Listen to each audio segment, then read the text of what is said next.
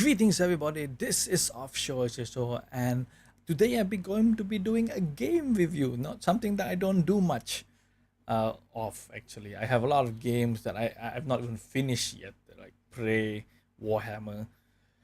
But this game especially caught my eye. It's a game that I've been waiting for so long. I only just found out recently, within just a few months. I didn't know they were developing this game for, or they did a trailer for it for over a year ago. And when I found out it was going to be get released, I was like, I was ecstatic. I was happy. The game itself, yeah, if I did not mention already, is called Elex. It's produced or developed by Piranha Bytes, and they're one of my favorite RPG game developers. I remember them from Gothic 1, 2, 3, Risen 1, 2, and 3. Uh, uh, After 3, the game was developed by somebody else, and they couldn't use, I think that they couldn't use the name Gothic anymore. So the game they made after that really sucked. So that time I missed Piranha Bytes. I was worried for them at the time, but I'm happy to see that. I was happy when they released Reason. I bought all the Reason games. I bought all the Gothic games, and now I have Elect, a game that I believe brings back the memory of Gothic. And Gothic was a game that I loved so much. The first Gothic was, I can still remember up to this day. And I would say that Elec actually brought back all those memories back. And I'm just happy. I spent nearly 60 hours playing this game in the last few days that since it got released. Uh, I, I, I I nearly almost stopped playing Gothic 1 until my brother actually continued playing it. I just gave up on the battle system at the time, didn't understand it, and I think I was in a bad mood. But when I saw my brother play it and I saw that the game had faction in it, and I started playing again, I got basically addicted to it. And this brings back those memories of that first game. Now, the first thing I want to say about the storyline, the storyline isn't that bad, but the story for the protagonist or the main character, isn't really that interesting. What I found interesting is the storylines or the side quests for the companions, and I wanted to know what happened more, especially the time when the comet actually struck the Earth, and that actually um, got me wanting to look for more. I ended up doing the story before getting the quest even. On exploring now, exploring in this game rewards you a lot. Wherever you see, you can actually go, but some places are restricted by coal or radiation, and you're gonna have to get the proper resistance. I don't have that proper resistance yet to get into those hard to get.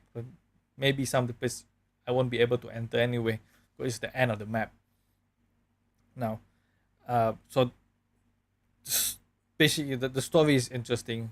Uh, Depending where you go, you can actually find out more of what happened throughout the world. Then all these recordings in each place or in each of the structure that actually you can find what happened before the comet struck the world they live in. And I'm not going to share much more other than that. I don't want to be the guy that spoils the story for you. Now, the story is it's the main drive for this game to me. And there are three factions that you can actually join, but there's actually four factions altogether. You have the Berserkers, who are actually, I would say, Piranha Bytes actually did a good job in catering to people who like the Dark Ages, things from the Dark Ages and modern times. So the Berserkers are like the Dark Ages. They don't like technology. Whenever you take out something of technology or you jump jet, somebody will actually say something. And their story is that if they see anybody using technology, they will actually get exiled from the berserkers who reside in Idan. Okay, then we have the clerics. The clerics are actually the survivors from or I said the lineage from people, the people of the earth before who escaped the comet destruction, and they have modern technology with them, everything from robots to laser guns. And then we have the outlaws. The outlaws look like they're of, well, the weapons don't look like they're from the present time that we are at, but it looks like they have grenade launchers, flamethrowers, or the flamethrowers that actually don't fire like a grenade launcher. It fires like a grenade launcher and doesn't actually like work like a flamethrower. And then not we have the magic that only the berserkers can use, right? Sorry, I skipped that. I went. Well, I forgot to mention that the berserkers use magic for the Dark Ages times. So the other clerics and the outlaws can't use those. And then we have like these items that they can use, like the berserkers use mana, the clerics use energy, and the outlaws use, I believe, drugs. But the drugs are I have not played the outlaw. I'm just guessing since I found things that the clerics can use.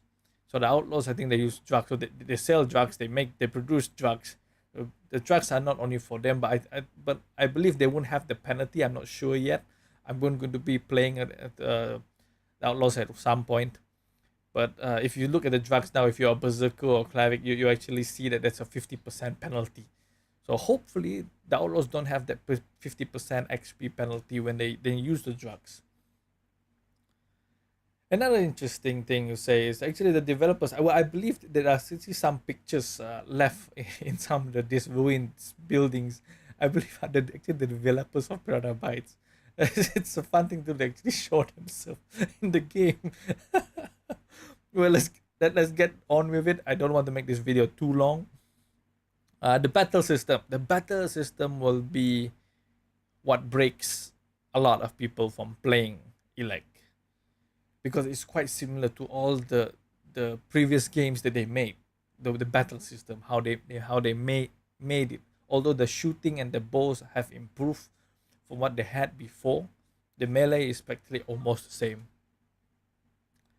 So it's a hard game, a hard battle system, especially when you start off the game with nothing. And I'm pretty sure at the start of the game and you're new to this, it's very familiar. Even those who are familiar with Gothic series will die. You will fail fighting any of the monsters at the start of the game. However, they do assist you with companions. So you have about six companions altogether, each with their own side quests, as I mentioned before. So a lot of people are not going to get used to it.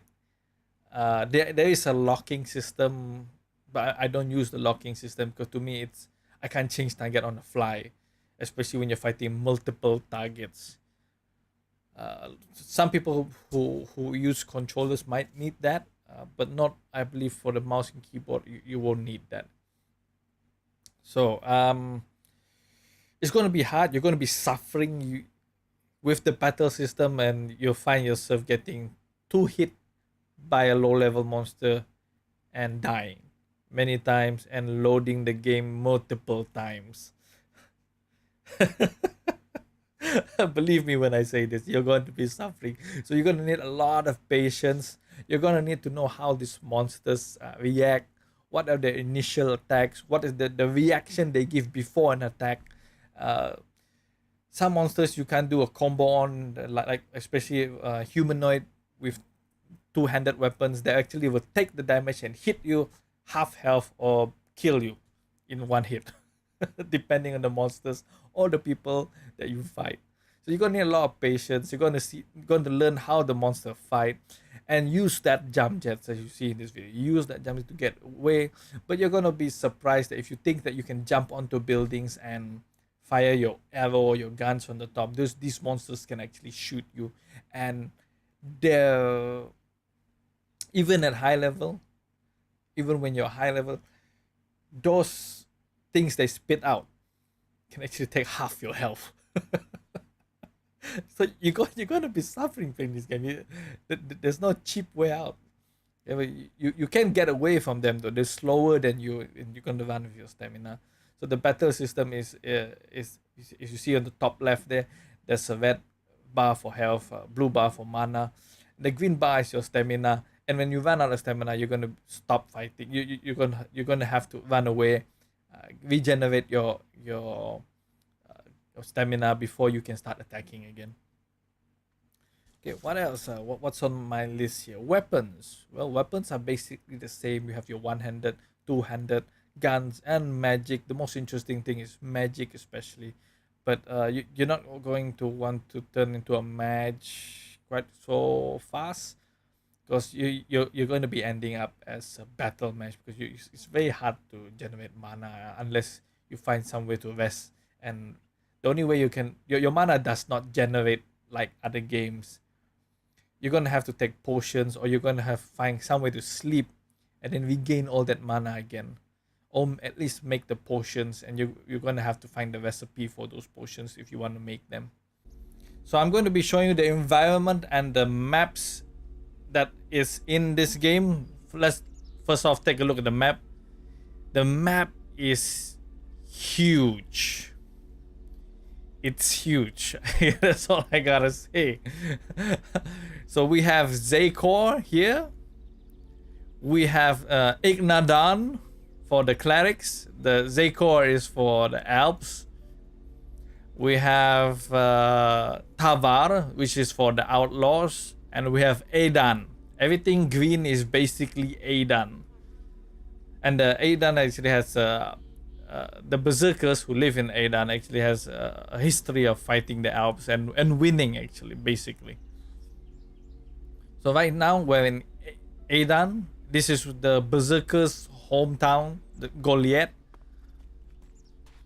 So you can see, like I said before, it's basically people who are still living in the dark ages. They have no guns, only bows, melee weapons, and they're very dependent on their magic skills. So the house are all made of straws. We're going to make our way up to that tower there, so you can see even more of the town itself. Turning around, you can see, the graphics here actually reminds me of Gothic 3. Actually, Gothic 3 and Gothic 2. The 3 sways a little, that they're not very detailed in it.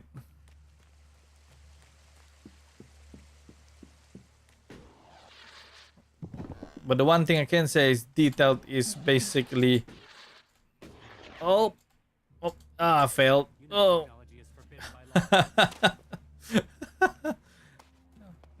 And I had got telling by one of the berserkers for using technology in town. So you hear a lot until it gets to the point that actually annoys you. It actually annoys me a lot that every time I open my menu, somebody says something about using technology. So this is Goliath. You can see how big is it. It stretches all the way. That's the farming area where they do the agriculture. That's the main building, which used to be one of the hotels on the previous times. I don't think I've been up there. No, I've been up there. Yeah, right here. And this is the rest of the town. I'll try to stand on this wood. Oh, almost fell there. So that's the rest of the town down there. You can just see how big this map is, and you can go basically everywhere, nearly everywhere, right? You can see the Zakor. This is in the snowy mountains. Now let's go to the desert, which is Tavar, which is basically the opposite of Edan. They're basically all desert, very little trees here, but I would say it's one of the most interesting places. You have a lot of structures that you can go to. Right there, that structure as well. Radar, a satellite there. You can see Adan all the way from here. There's a sea just across there. There's a lot of buildings at the other end here. And this in Tavar is the home of the outlaws, which is the fort. Now, there's a reason why it's called the fort, because used to be a military installation. You can see the tanks here. But I'm not calling it a military installation just because it has a few military vehicles or truck. So the main business that that they have here is scrap. So they're selling scrap to any of the other factions that require them, and a lot of the other faction is trying to get their hands on it as well. And this is why I call this a military installation. There's actually a silo here, and that's a military bunker there. I mean, the bunker looks similar to what they have in World War II.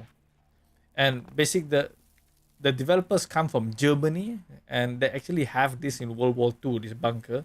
I believe they just copied the design of it. And this is where the Duke lives, is where the person that's running Fort lives. But from here, let's see. Can we make our way up there? Yep, there's a stairs. I've never been up here.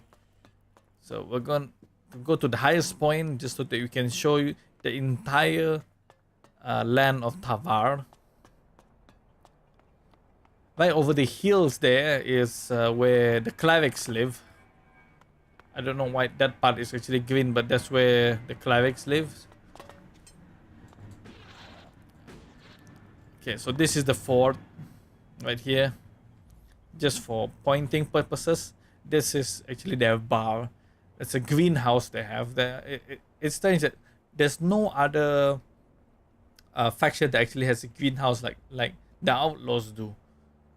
So it's a very small town right here, but there's a lot of quests to be had if you just look and talk to the right people.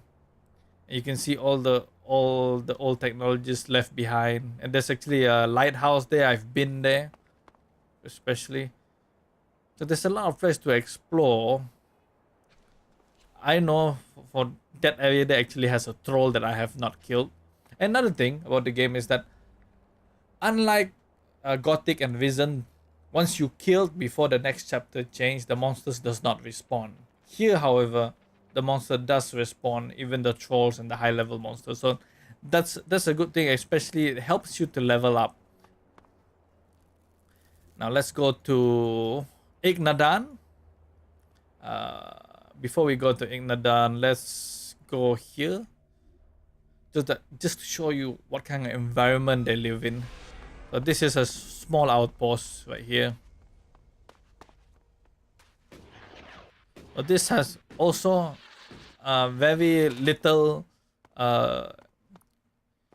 plants and trees. It's basically a very hot place with lava, and I believe the clerics are taking this lava and to produce energy. You see a lot of industrial sites. You can see all these silos. There's a lot of industrial sites here that is unlike the other places. The other places are usually it's more for housing area. So I'm not sure why there's lava here and there's continuous lava coming out. I believe that's the volcano. I tried to go up there, but the radiation is too high. And now let's get to the Horde. They could have named this something else, like the Outlaws have fort. This and just change the F to a H for a fort. Horde. So this is where the clerics live. On the previous mission, I accidentally killed one of their soldiers, so I'm supposed to get a fine. There's nothing much to this town. They could have done more for the town, but they didn't. Everything's metal. Oh, look. I actually never came up here until now.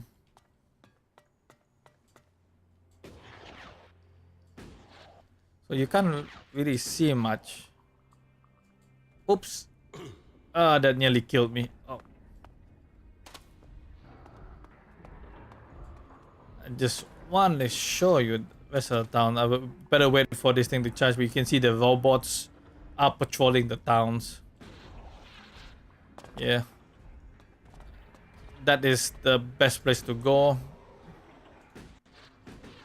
Oh no, I missed that again. Oh well, let's walk while we get it charged.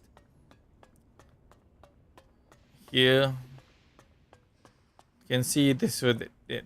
It's more like a religion-based faction they have here. The wrong guy spots me and they're going to be searching to kill me, I believe. So this is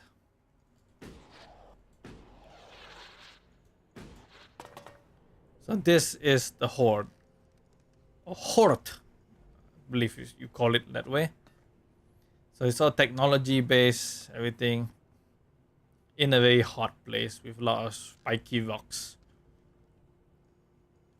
And let's think the last place is Zakor. And I'm sorry, I don't think I'll be able to show you much of Zakor because it's very misty. So it's mostly technology such as this. This is what they call a converter. It's part of the story. I'm gonna try to get up there.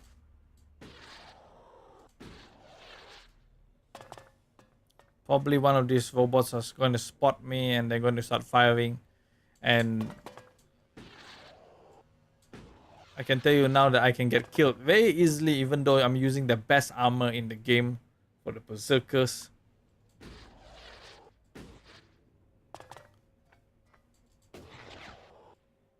Here. There's a big base somewhere there at the back, I believe. But it's all snowy. Actually, at least they have plants, but this place is full of Alps and full of these robots and full of high-level mutants they have to be careful about. I'm now at the end of my video on Elex, so I hope you enjoyed it. But before we leave, do I think Elex is a game worth buying? I don't know how much is it in your region, but in where I am, it was priced reasonably, and it's not a game that is like $60.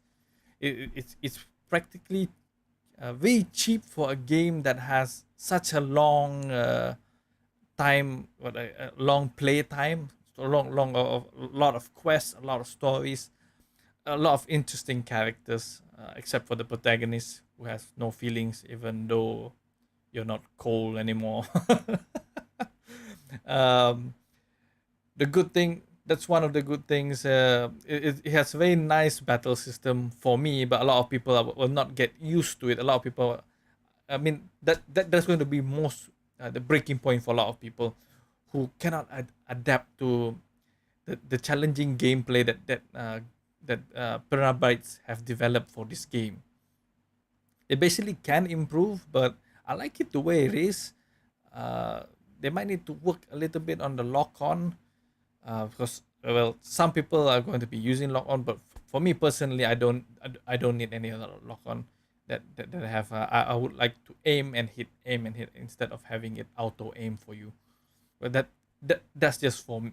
That's just me. It has a little auto assist aiming right now, so but to each his own. I adapted to it quickly, and then the environment of the game, I found myself immersed most of the time. I sometimes forget the time, how long I've been playing. I was surprised to see when I first reached my 50 hours of game time. I was surprised they actually spent that much on the game. It didn't feel like it.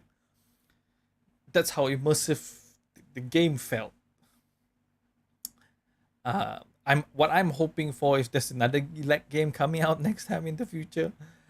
I've hold out myself to finish as much side quests before doing actually the main quest, and because I want to know everything. So to me, if the game makes you want to know everything, makes you try to extend the game even more, I believe it's practically a good game. It's a really good game, a lot of storyline. If I would have to say something bad about the game, I would say one, the dialogue and the voice acting is not really that good. But it just shows to show that You don't need to get. You just need to get a good voice actor, not a superstar. You don't need to get one of this Hollywood movie stars to make voice acting. It's to me that's always been something that I feel it's unreasonable. Unless it's a movie, yes, they'll need it. But for a game of voice acting, you don't need to get a superstar to do it. You just get a normal person with good voice that fits the character. And a lot of the characters here, I feel the voice does not fit them. So that's the only bad thing I can say about Elec. But other than that, I really enjoyed it. I think it's worth your money. And if you can get through the battle system, you're going to enjoy this game. So I hope you give this game a shot. And just so to let you know, I'm not sponsored by this. I just love the game. That's all. I'm not I'm not the big YouTuber that gets sponsored anything at all. Actually, I just enjoy doing this. So I hope you guys enjoyed the video. Just leave, please subscribe and leave a like if you if you like the video. Sorry about my tongue twist there, and I hope to see you guys next time. Off show out.